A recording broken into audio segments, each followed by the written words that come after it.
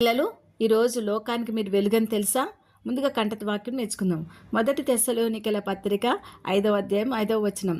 మీరందరూ వెలుగు సంబంధులు, పగటి సంబంధులనై ఉన్నారు.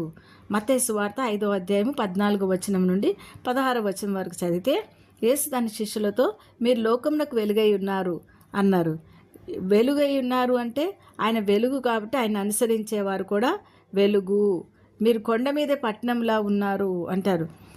పురాతన కాలంలో కొండలపై ఉన్న పట్టణాలు, వాటి ప్రకాశవంతమైన నిర్మాణాలు దూరం నుండి కూడా స్పష్టంగా కనిపించేవిగా ఉండేవి. అలాగే క్రైస్తవ జీవితాలు ఇతరులకు ఎప్పుడు స్పష్టంగా కనిపిస్తూ ఉంటాయి. విశ్వాసులు వాళ్ళ మంచితనం దాచుకోకూడదు. దేవుని ప్రేమను, సత్యాన్ని ఇతరులకు ప్రకాశింపచేయాలి. అలా ఉండటం ద్వారా వారు దేవుని మహింపరుస్తారు. మిమ్మల్ని ఉన్నతంగా దేవుడు హెచ్చించి పర్వత శిఖరాల మీద ఎక్కిస్తానంటున్నాడు. దీపం వెలిగించి ఎవరు దాన్ని కొంచెం కింద పెట్టరు, కానీ వెలిగించుటకే దీపాన్ని పెడతారు వెలిగించే స్థలాల్లో. అలాగే మీ మంచి పనులు అందరూ చూడనివ్వండి. అప్పుడు వారు దేవుని ప్రేమిస్తారు. ప్రతి ఒక్కరికి వెలుగు ఇవ్వడానికి దీపాన్ని సరైన స్థలంలో ఉంచాలి కదా. విశ్వాసులు రహస్యంగా ఉండకూడదు. అలాగే విశ్వాసుల్లో ఉన్న దేవుని వెలుగును అందరికీ పంచాలి.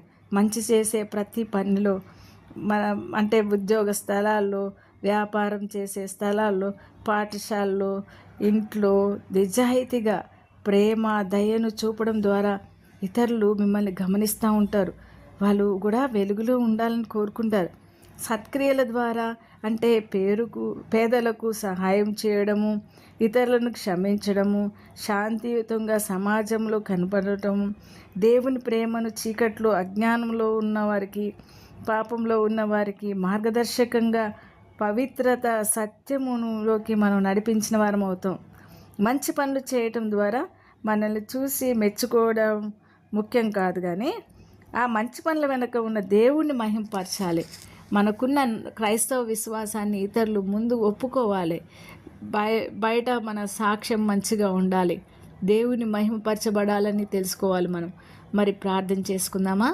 ప్రేమైన మా యేసు, నీకు వందనాలు, కృతజ్ఞతలు తెలియజేస్తున్నాం ప్రభా. మా ద్వారా మీరు మహింపరచబడాలి.